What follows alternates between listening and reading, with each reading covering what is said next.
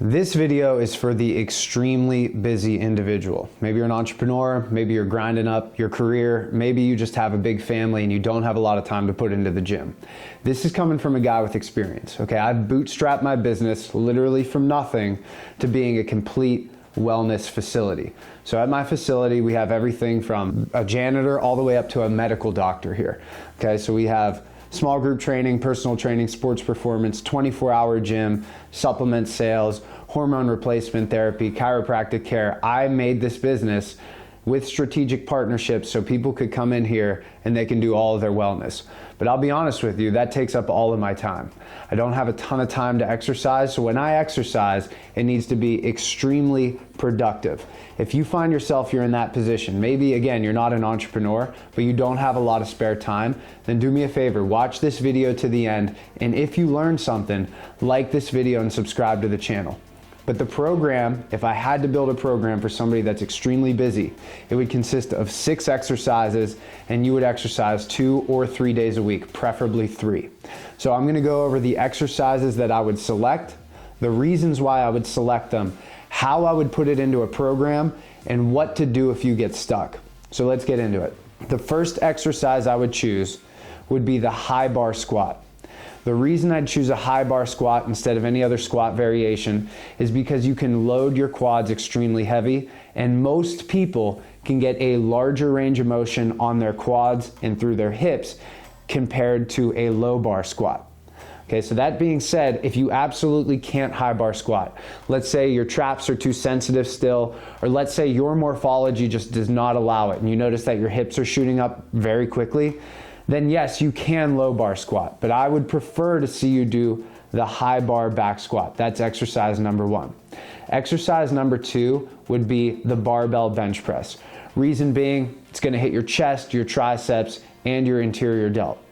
Okay, if you can't barbell bench press, or if you're very robust up top, let's say you're a little bit overweight and you're not actually getting a good range of motion, then you could do a dumbbell bench press. Okay, but I prefer the barbell because you can micro load it. Oftentimes you go to a gym and let's say you're able to flat dumbbell bench 80s and the next step is 85. So that's 5 pounds in each hand, that's 10 pounds total. When you compare that to a barbell bench press, you can load it a little bit smaller and you can make the jumps a little more digestible, and that's true across the board. But again, if you're somebody that can't barbell bench press, or you're not getting a range of motion appropriate during the barbell bench press, the dumbbell would be a good substitute. Those are the first 2 exercises. So we got the squat, we got the bench. I would do what's called a dead stop barbell row. I did a video of this on Instagram. You could follow me on Instagram, just look up Wallace Fitness Center, we explain this. But the dead stop row will allow you to hit a lot of the musculature of your upper back. And again, we're trying to be as economical as possible in the gym. So you wanna do multi-joint movements with a full range of motion like the dead stop row allows you to do. If you're somebody with back issues and you can't maintain that position, a good substitute would be a dumbbell row. The next exercise I would pick would be a barbell overhead press. It's gonna hit a lot of the same muscles as the bench press, but not the exact same muscles, and it's gonna emphasize things a little bit differently. So the barbell overhead press is actually very good for your shoulders. That overhead movement, if you can do it through a good range of motion, is actually very therapeutic for shoulder health. In addition to that, it's also gonna emphasize shoulders and it's gonna hit your triceps as well. When done appropriately through a full range of motion, it's also gonna hit your traps. So if you notice at the very top of a barbell overhead press, if you come all the way to the top, you straighten your arms, and then you bring your arms down, what you'll notice is you're actually shrugged up. So it's also gonna hit your traps. This is the next exercise. I would do a chin up, okay? So palms facing you. A chin up is gonna allow you to hit your upper back like the row, slightly differently. It's gonna emphasize things a little bit differently in your upper back. It's also gonna get good stimulation out of the biceps. If you're somebody that can't do a chin up yet, that's okay. You can add some assistance. You could do a band underneath the rack so it'll actually take some of the weight off while you're doing it through a good range of motion. If you don't have that capability, let's say your gym doesn't have band pegs and bands, you can do a supinated pull down. So I, again, prefer, and this is a very basic program, you don't have a lot of time, palms facing you. So let's go over it so far. High bar squat, bench press, row, overhead press, pull down. And the last exercise I would pick would be the conventional deadlift. And I prefer the conventional deadlift because it's gonna be a longer range of motion on things different from the squat, okay? So there's a huge debate about a sumo deadlift versus conventional deadlift, but for this basic program, when you don't have a lot of time, I'm gonna advise you to do a conventional deadlift. It's gonna hit the posterior chain extremely effectively. So your glutes, your hamstrings, and it's also gonna require some stabilization through your upper back. It's also gonna hit your grip.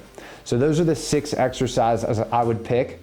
If you can't do the conventional deadlift, we did a video on this with the trap bar or hex bar deadlift. So let's say you have lower back issues, but you still wanna get the benefits of lifting something up heavy off of the ground. The trap bar deadlift or the hex bar deadlift, whatever you wanna call it, would be a great substitute for that. So now you have a library of exercises, okay? The bench press, barbell or dumbbell bench press. The dead stop row or dumbbell row. The barbell overhead press, it's really tough for me to find a substitute for that, I'll be honest with you, unless you wanna do a dumbbell bench press, but sometimes you run into the same issues. The only time I could see you changing that is if you can't actually move your head out of the way, your shoulders are a little too tight. We got the conventional deadlift or the trap bar deadlift. We have the chin up, or we have the supinated pull down, and then we have the high bar squat. And if you can't do that, then the low bar squat. So you have your library of exercises, and this is how I would build the program. Day A and day B. Day A and day B, you would prioritize the exercise and the musculature that you need most first.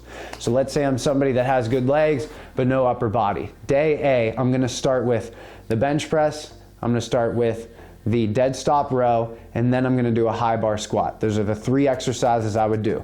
You're getting your chest, tris, shoulders, you're getting your upper back, and you're also getting your quads and your glutes. That's day A. Day B would be, let's say, again, focusing on the upper body, overhead press, barbell or dumbbell, the pull down or the chin up, and the conventional deadlift. So then you have your shoulders, triceps, traps. You also have your back and your biceps, and then you have your posterior chain, like your hamstrings and your glutes. So you actually do hit a ton of muscles just using these 6 exercises, and it would be on an A-B rotation. So let's say I could come in and I can lift 3 days a week. Week 1 would be program day number A. Wednesday, let's say it's program day number B. Friday, day number A. The following week, I just start with B. So it's A, B, A, B. So it would be the deadlift exercise, followed by A, followed by B. So some counterpoints people will say, and this kind of permeated the internet for a long time. I don't know if this is still a myth, but you should never deadlift more than twice a week. Good research indicates that heavy deadlifts are no different than heavy squats in terms of neuromuscular fatigue. So I just want to dispel that right now. You're doing an A, B, A day. And let's say you start off with, basic programming, 3 sets of 10. At some point, you're gonna peter out, okay? So you're adding weight, you're doing a little bit of progression each time when it gets easy. So let's say you come in, you can bench press 135 pounds for 3 sets of 10. That's easy. You bump it up to 140, 145, 150. At some point, these exercises are gonna stall out. That's natural. If it didn't happen, you'd be benching 800 pounds at the end of 2 years for sets of 10. It's not gonna happen. So when you run into that inevitable plateau, this is when you're gonna change the rep ranges a little bit, and you're gonna build strength through that new rep range. So let's say you're doing 3 sets of 10, you ride that out for 12 weeks, your strength plateaus. What we're gonna switch to is 3 sets of 5. So I wouldn't dramatically change the weights because you're gonna build into that strength anyway. So let's say you finish 3 sets of 10 on the bench press at 185 pounds. You're not making any progress. It's been a couple of weeks. Maybe you took a couple days off just to see if maybe you needed more recovery.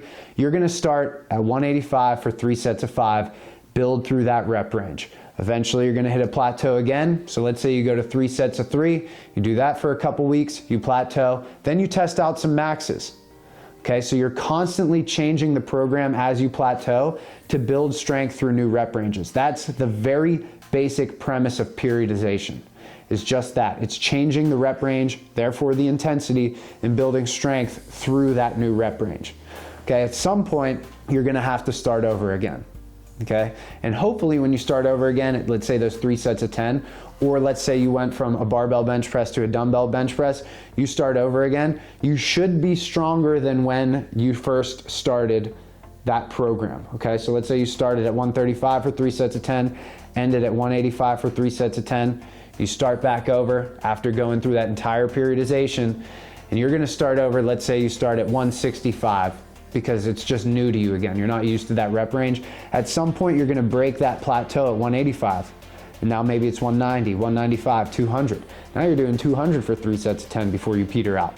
And this is the cyclical nature of developing a very basic program. I'd be remiss if I didn't mention a little bit of cardio. So if you have the time, it's important to do cardio on top of strength. I would do a little bit of zone 2 cardio at the end of each workout if you have the time for it. Okay, so let's say you can designate an hour, 3 days a week to the gym. It takes you 45 minutes to do all your lifting. You take those last 15 minutes to do zone 2 cardio, and we have an entire video on that. I'll link that above. So again, guys, this is just a video for people that are extremely busy. They need a very basic program to follow. That way they're not completely neglecting their health and their fitness. Because I'm here to tell you, the only reason that I can work as hard as I do is because I'm healthy. If you're not healthy, at least have some base level of conditioning and strength. You're gonna feel tired throughout the day. You're not gonna be as confident. You don't have the endorphins going in your brain. So you have to prioritize your health.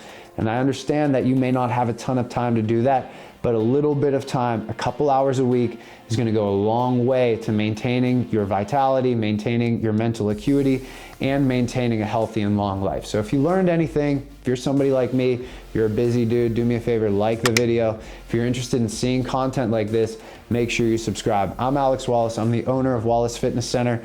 We also have Steel Health and Hormone Center. We're located east of Pittsburgh. So if you're in that area, you're interested in personal training, small group training, hormone replacement therapy, chiropractic care, anything you need, we are here for you. So do me a favor, like the video, subscribe to the channel, and I will see you in the next video.